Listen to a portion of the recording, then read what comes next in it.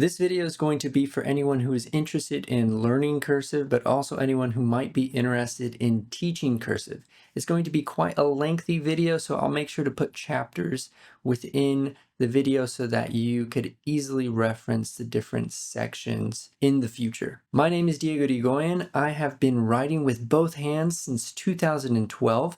I handwrite in cursive traditionally with the right hand, and I also write in mirror image or backwards cursive with the left hand, just like Leonardo da Vinci used to do.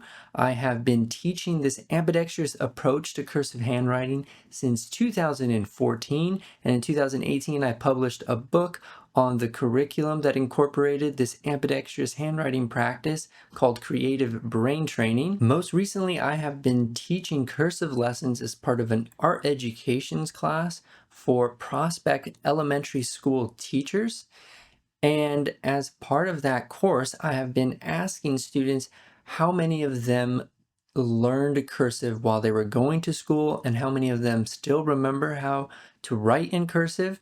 And unfortunately, I find that about 70% of the students that I work with either did not learn cursive or learned so little cursive that they do not remember how to write in cursive today. Now, the reason I asked that question is because California reintroduced the requirement for cursive handwriting in the classroom. 24 US states have reintroduced the requirements for cursive handwriting in elementary school.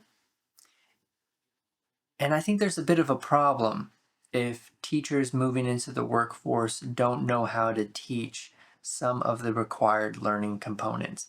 And as far as I know, there are no college courses that are devoted to teaching teachers how to teach cursive handwriting. So why are states reintroducing this archaic form of writing into the classroom? This is a controversial subject. I have friends who are within the American penmanship arena that tell me they do not think cursive handwriting should be a part of schools, and I differ with them and maybe some of you in that opinion, because I believe that cursive handwriting should be a part of education and it should be required learning. I think there are many reasons for this. One, there's historic significance to the American tradition of calligraphy. When we look at other cultures around the world, we instantly recognize the artistic merit of those calligraphic traditions, and the American tradition of calligraphy is no different. There is an enormous body of beautiful calligraphic work that precedes the forms we know as American cursive, and by teaching American cursive, we are maintaining the historical and cultural component that is the calligraphic tradition of the US. Now, aside from that, I think there are very practical benefits that come with learning to write in cursive, such as the cognitive benefits that come with it. Whenever we look at the brain, during the activity of cursive handwriting, in comparison with typing, in comparison with printing, we can see that more parts of the brain are being activated during this task. And so the practice of cursive handwriting is an incredibly demanding task when it comes to the neural resources required. We know that the brain responds more like a muscle to physical stimulus, and any task that is difficult to do, that is complex in its coordination, actually results in the physical changing of the brain. And so cursive handwriting is unique in that it involves this complex motor dexterity in line with the production of thought, the articulation of ideas, the production of language on paper. This is an incredibly complex task, a mental gymnastic, if you will, and I think for that reason alone, cursive handwriting should be at the forefront of all educational curriculum. It is the one subject matter that can be integrated into virtually all subject matters. And so I don't think we should be foregoing this opportunity to build a strong educational curriculum for our students. Now, there are also other studies, very interesting studies, that look at the support for diverse learners. The cursive alphabet, because of the way that it's written and because of the nature of its forms, help reduce letter reversals, as an example. And so it could reduce the instances of dyslexia. And so it seems that this complex task in relation to language helps establish some of the pattern recognition that is required for competency in reading. Now, one of the reasons that I think is interesting that has been cited by some of the states who have reintroduced cursive handwriting to the classroom is the balance between digitized forms of learning and analog forms of learning. And I think it's becoming more and more apparent with the current levels of student performance that perhaps digital media is not the best for students. This video is really for anyone who wants to learn cursive and anyone who might want to teach or improve the way that they teach cursive. I have a particular method that has worked really well for me. I emphasize certain techniques for learning cursive that do not rely on tracing. I think it's very important for students to develop the mind's eye and learn to visualize letters to the best of their ability. So we should emphasize the visualization of letters, and I have certain techniques that help students visualize letters so that they are flowing through the letters correctly and writing cursive correctly. There is a historic methodology that is prescribed for the production of American cursive. It is known as muscular movement writing. I focus heavily on muscular movement writing. I have a lot of videos on muscular movement writing. My personal practice fully incorporates that method for writing. This video is not about that. That might be a leap too far for somebody who's completely new to cursive handwriting or solely wants to teach cursive handwriting better. This video will only focus on the forms of cursive handwriting and how to connect letters to one another, as well as the organizational methods that I think work best for teaching cursive handwriting without relying on tracing. So we're going to look at the organizational method that I have. We're going to focus on lowercase letters because those are the ones that you are going to use a majority of the time. We're going to look at some of the common mistakes that beginners make when writing in cursive and things to look out for as instructors. We're going to look at some options for how to incorporate practice into the classroom. And then I'm going to talk a little bit about where to allow for some creativity in the cursive handwriting and where I recommend you be a little bit more strict with the formation of letters in cursive. Okay? Let's jump into it. So we're going to get started with some basic terminology that I'll be referencing as we move through the different sections of this video. These are the different line heights and the names of those line heights so that as I use them, you are familiar with them, or you can reference back this section so that you can better understand the heights of all of the letters. Now, you might be familiar with some of the practice sheets that are often used in the elementary grades that have the 2-line high with the dotted line in the center. And this oversized writing, I think, is really great for early on because students are still developing the complex motor dexterity needed to write. And as they begin to develop more competency within that coordination, you can begin to reduce the size of your letters. And so here are some demonstrations. All letters in the cursive alphabet will start at the baseline. There are a majority of letters which hit the X height, that is the center line, and then there are ascender letters which hit the top line, and then there are descender letters which have a portion of them that goes below the baseline. So the first group that we'll be looking at is the C family. And the C family is characterized by the lowercase letter c. Now, this can be one of the trickier letter groups for students because of the nature of the rotation. So the rotation is a counterclockwise rotation, And the letter C is a great template for the movement of this letter because you can't do it incorrectly. And so here I'm repeating the C, and you can see that if you write the C in succession, it looks like a series of waves. And so the visualization technique and the phrase that I use with students for this particular letter is that you are writing a wave up and you are writing that wave back down. Now on the C, it's very hard to do that incorrectly. You have to go back down the wave in order to create the C. However, with the other letters of this group, you can go the incorrect direction. And so by remembering the movement of the C, meaning that you go up the wave and you go back down the wave, you can remember which direction you're supposed to be going.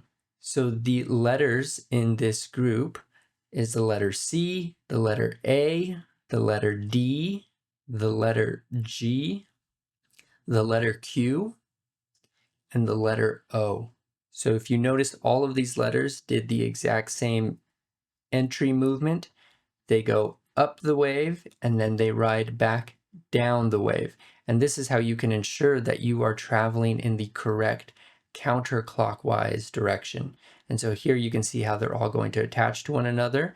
A, and now we go up the wave, back down the wave into the letter D, and then back up the wave and back down the wave into the letter G.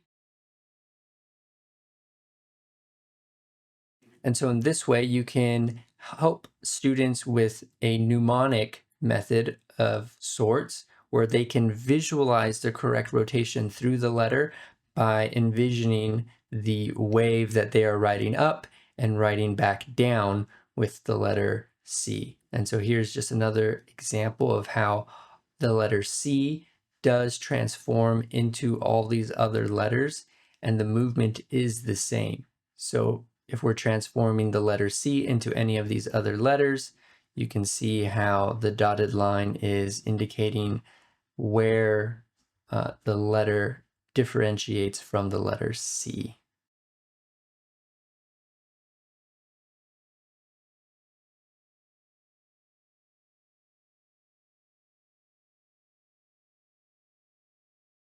So remember that the rotation on this group of letters is counterclockwise,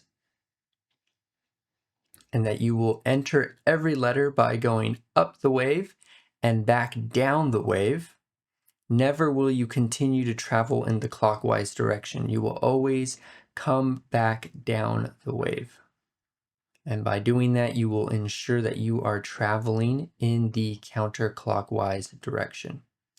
Now, the letter G and the letter Q have some elements that are similar but distinct from one another. The letter G loops down and back towards the left and up and out, where the letter Q provides like a little pouch on the back side of the letter, and so the rotation for that is to the right.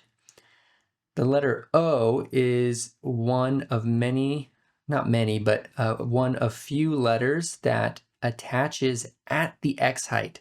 And so you can see that every other letter in this group goes from the baseline into the next letter, where the letter O does not touch the baseline as it is exiting. It will travel straight across the X height, or with a little bend in the exit stroke, and attach into the letter at that height.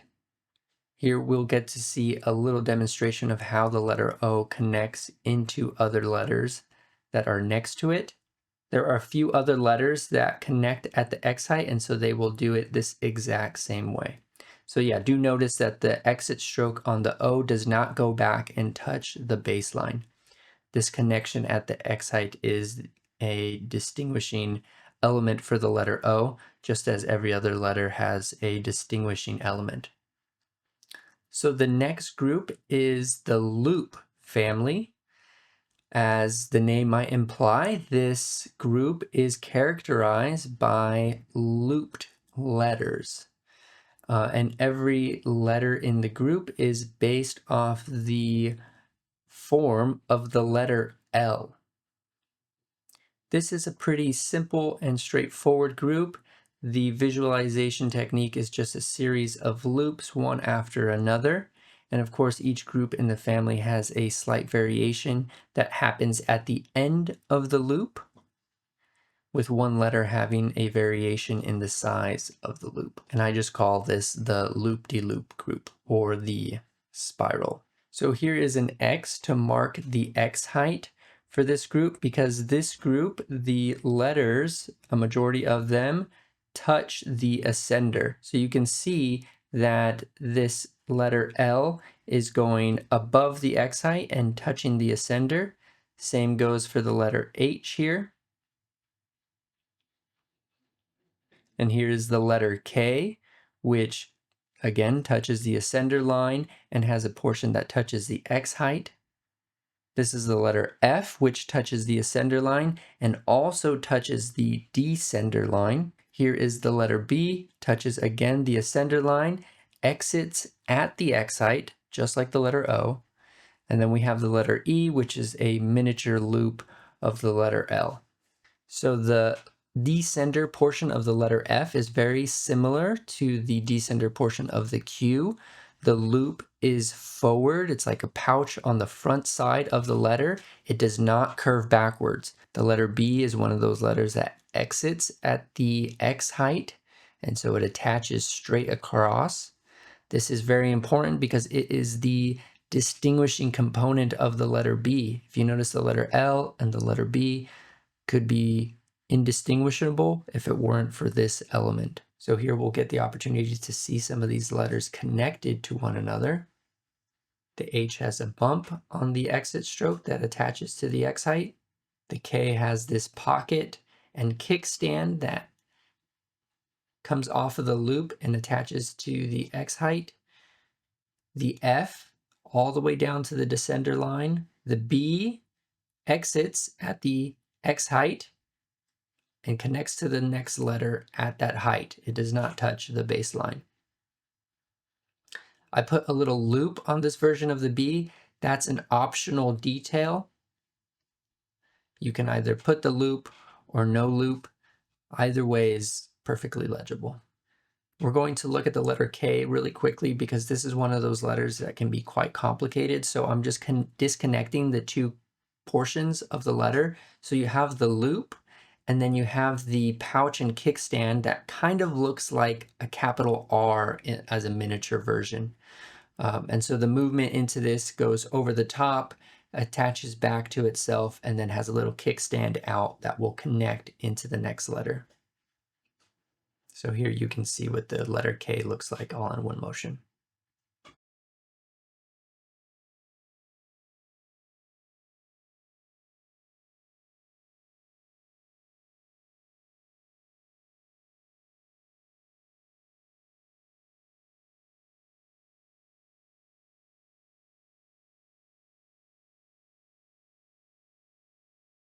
This next family is the spike family. The visualization is just a series of spikes for this grouping, and all of these letters will incorporate the same motion from this little exercise here that looks like a series of spikes. And you might be able to immediately recognize what letters will be a part of this group just by looking at that visualization. So again, here is the X height. And in this group, we have the letter I, which is essentially one spike by itself. You have the letter U, which is two spikes. We have the letter W, which is 1, 2, and 3 spikes, and then connects at the X height. We have the letter T, which is a spike that is taller. We have the letter J, which is a spike with a descender loop. The height of the letter T is something to note. It doesn't quite touch the ascender line. It is somewhere between the X height line and the ascender. So do make note of that height. Don't forget to dot your I's and dot the J's. These are the two elements that are distinguished. The J's descender loop is the same as the G, And again, the W exits at the X height. So it's one of these letters that does not touch the baseline when it connects to the next letter. So here we'll get an opportunity to see these letters connected to one another. So the I connects to the U, the W connects to the T, and notice that the exit is at the X height. It does not touch the baseline before going into the next letter. The T into the J. You want to dot your J, cross your T, and dot your I. So one more time, just in a different order. W, I, T, J, and U. And again, the distinguishing elements are really important here because it's going to help you recognize which letters are which. So you need to dot your letters, you need to cross the T's. The W needs to connect at the X height in order for each one of these individual letters to have elements that are unique to one another.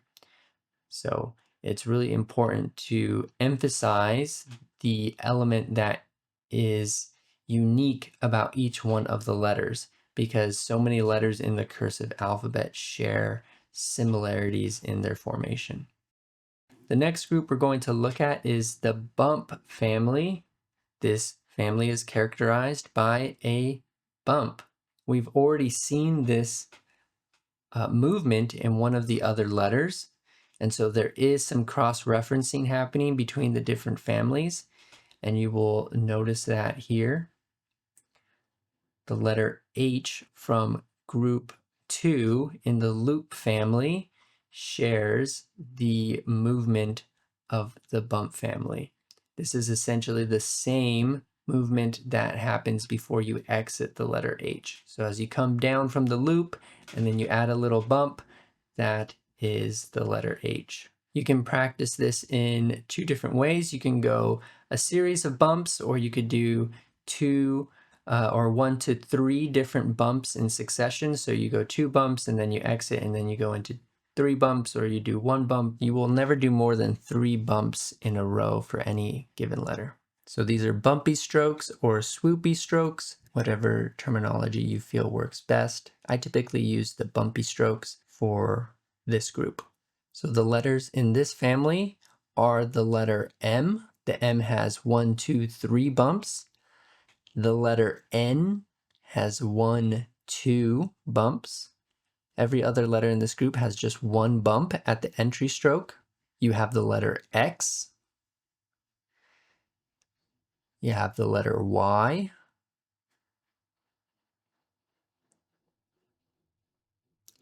You have the letter Z.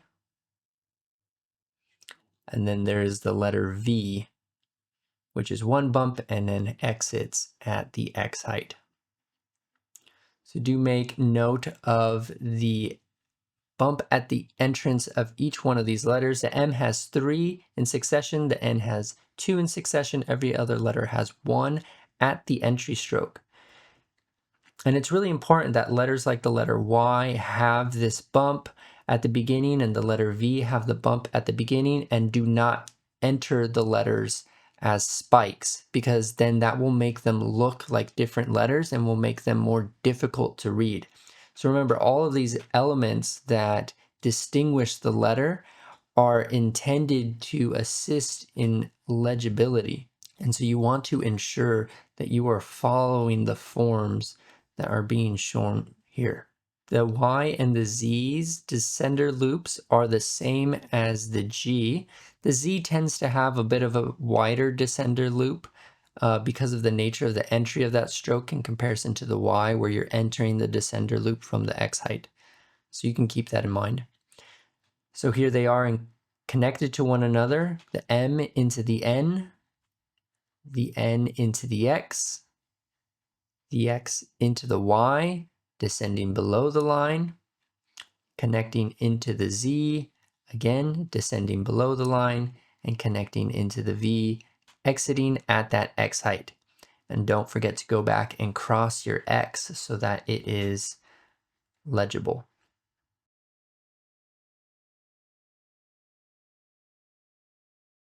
Now the last family group is the PERS family or the PRS family. These are 3 letters. These are the P, the R, and the S. They have very unique forms. And so these are letters that just need to be memorized as they are irregular. Luckily, there are only 3 letters in this group, but these also tend to be some of the more challenging letters for students. Here's our X height. All these letters have particular notes in regards to the X height. We're going to start with the letter R, and you can see that the letter R is going above the X height. Again, the letter S is traveling above the X height, and the letter P in its entry stem will also be higher than the X height. So all 3 of these letters go above the X height. They are not quite halfway between the X height and the ascender line. They are just a tad above it. So these letters, if they were next to many of the other X height letters, they should be slightly taller. So if the R is next to that A, the first point on the R needs to be higher. Now there are some common variations for each one of these letters. I'll just show one of them to you. The letter R sometimes has a little loop that goes above the X height. This is a common form and can make it a little bit easier of a letter. The S also can have a loop there at the top, so that each one of these letters has that in common with the little loop at top. And if you're going to introduce these forms, I suggest that you pick one or the other. Either have your students stick to a loop above the X height or stick to no loop. And I wouldn't give them the option between the two. I would just ask them to follow whichever exemplar you want them to follow. And the letter P, instead of having a loop on the back end, can be a straight line down. And so that simplifies the letter P and could make it a little bit easier. So I do recommend that when you're teaching these letters to pick one variation and stick to it. So ask your students to always follow the loop or to always follow the point. Or for example, with the P to have no loop or to have a loop. And this way it makes their life a little simpler when it comes to the lowercase letters. And there will be opportunities for them to be creative with their letters in different areas, such as the capitals. But with the lowercase letters, we want to be quite strict because these are the ones that are going to be used most often, and these are the ones that ultimately determine legibility.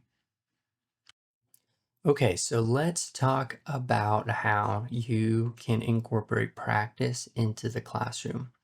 One of the first ways that I think is best to practice is as you're introducing the letter groups. I recommend that you teach the letter groups in the order that they were presented here. So you'll start with the first letter group being the C family. And what I like to do is sort of gamify the process for kids.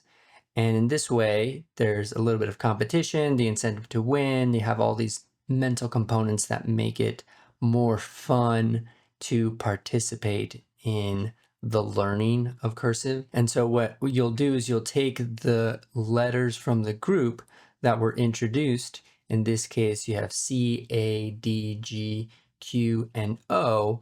And the exercise is to come up with as many words as you can using the letters from the group. And so students will find different combinations for the letters and different words that they can make up using those letters. And you could take this a step further too. You could say things like the spelling of a word doesn't have to be correct, but the pronunciation of it does. So they focus on the phonetics rather than the spelling or something like that, just to offer some space for creativity in how they create their words, if you would like to do that. And as you introduce new letter groups to the class, you can incorporate more and more letters into this game. So the next letter group being the spiral group, you can allow for letters from the previous group to be included in this game where they're creating new words. And so I think this is the first way that's fun to incorporate some practice into the learning of cursive handwriting. Now, the next way that I think can be pretty effective for practicing cursive is introducing pangrams to the class. Pangrams are sentences that include every letter from the alphabet. The most common pangram that you've probably heard of is "the quick brown fox jumps over the lazy dog." And there are a ton of different pangrams available to you. If you were to do a cursory search online, you will find dozens of different pangrams to use in the classroom and give students an opportunity to get some experience with every letter in the alphabet in a simple sentence. Some common mistakes that are made with certain letters. The first letter group, the C family, is a group where all of the letters, with the exception of C, have the potential to be written incorrectly, and it's one that I see written incorrectly fairly often. And this is where that visualization technique of the C and the waves and how you have to ride the wave back down can become really important, because oftentimes what students will do is they'll travel in this clockwise direction until they find a way out of the letter rather than riding the wave back down. And so you can see that being demonstrated here with all the letters. A, D, G, Q, and it could potentially even happen with the letter O as well. And so you want to encourage students to flow through this letter correctly and not do loops around the letter until they find a way out. The next letter that I see a lot of mistakes on is the letter F and the descender loop. A lot of students will want to go the wrong direction. They will loop backwards on the F when you're supposed to create a little pouch on the front side of that letter. And so that's another common mistake that I see. The next group is with the M. Because in cursive, the M has 3 humps versus in printing, the M will have 2 humps. It's really common that I see this sort of spike entry for the letter M and N rather than having the bump entry into the letter. And so you want to make sure that they are writing this letter correctly. And for all the other letters in this group as well, with the bump entry, you don't want the Y to have the spike entry. You don't want the V to have the spike entry. All these letters are intended to have the bump entry. All right, let's talk a little bit about where you may allow for a bit of creativity versus where you should be a little bit more strict with the formation of letters. I think that it's really important for the lowercase letters for you to create a standardized set of forms.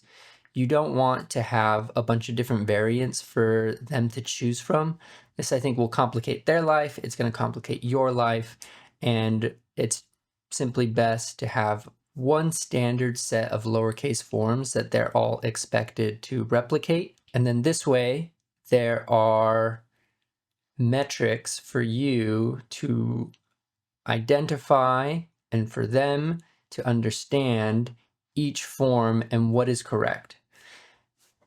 Now, of course, with handwriting, there's going to be a lot of personalization, and depending on the age of the students that you're working with, you can allow for more or less deviation from the standardized forms. And then I think as far as creativity goes, you can allow for the creativity to be expressed in the uppercase letters. There are a lot of different historical variants for capitals, and so you can find and show them references for different capitals, and they can find the capitals that they like. They can find the ones especially for their first and last names that they think are the coolest capitals, and they can use those as they are writing in cursive. But when it comes to the lowercase letters, just keep things standard and allow for all of the creativity to exist in the uppercase letters.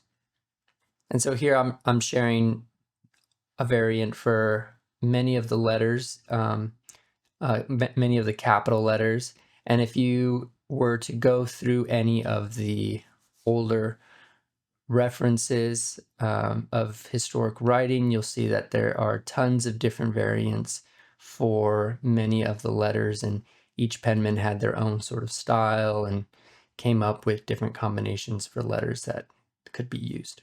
If you're looking for a standard set of cursive capitals or lowercase letters, I have a free template available on my website that you can download and print out and use if you would like. It has a standard set of lowercase and capital letters, and you could stick to what is there if you'd like, or you can find online that there are many different exemplars for the cursive alphabet. I think also creating a standardized set of forms helps with the students develop strong visualization skills as well, because if there's too much variance in the options, they might not be able to develop a strong picture in their mind's eye of what a letter should look like. And so having a standard form for them to study and for them to see often, they'll progress towards a strong visualization of the letter. Also with capitals, some of them connect to the lowercase letters very naturally and some of them don't.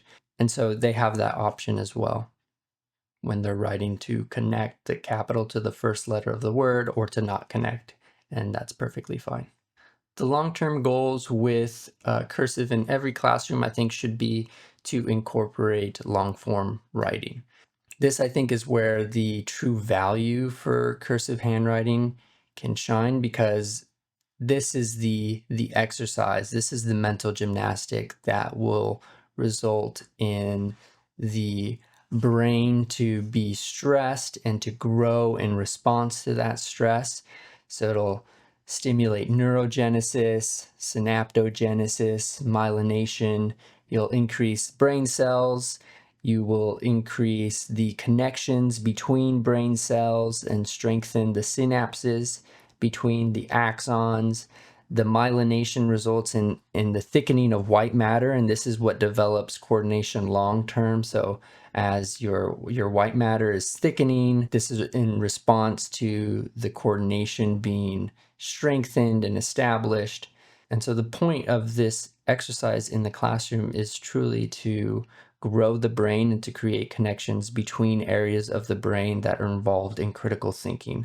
So this will stimulate the memory centers. You're thinking about how words are spelt correctly, how you're intended to flow through words correctly in cursive, the context of the word within the sentence within the essay, the point that you're trying to make, all of this while the pen is touching the page and you are flowing through a word simultaneously. So this is a huge multitasking practice and will help develop attention span and improve communication and assist in reading skills and comprehension. It's an incredible exercise for the classroom, and I think if it were to be incorporated fully within the educational system, we would see huge strides in students. Just some final thoughts on how you might want to go about structuring either your own learning of this subject in cursive, or if you are wanting to structure teaching of cursive in your classrooms. I would recommend that you incorporate the history of American penmanship and all of the beautiful calligraphic work that precedes the cursive alphabet that we're familiar with. And then from that point forward, you can continue to reference historical samples throughout the year or throughout your own learning experience. And then you'll start with the actual learning of cursive. And I would structure it in the way that it's been presented here. So you'll work through the different groups of letter families, and to start with the C family, into the spiral family, into the spike and bump family, and then finally the purse family, and allow creativity for the students in their capitals. And there are tons of historic references that you can use to inspire them. as to how letters could potentially look. You can have assignments around signature design. You can have assignments around monogram designs. There are tons of fun options for incorporating cursive handwriting into the classroom. And if you want to take the teaching of cursive to the next level, you could always look into the creative brain training program that I designed and incorporates ambidextrous cursive handwriting, where the student would learn how to write forward with their right hand and write in mirror image or backwards with the left hand, just like Leonardo da Vinci. And that's about it. So hopefully you have found the content of this video helpful. If you have any additional questions, feel free to leave them in the comments section. Thanks.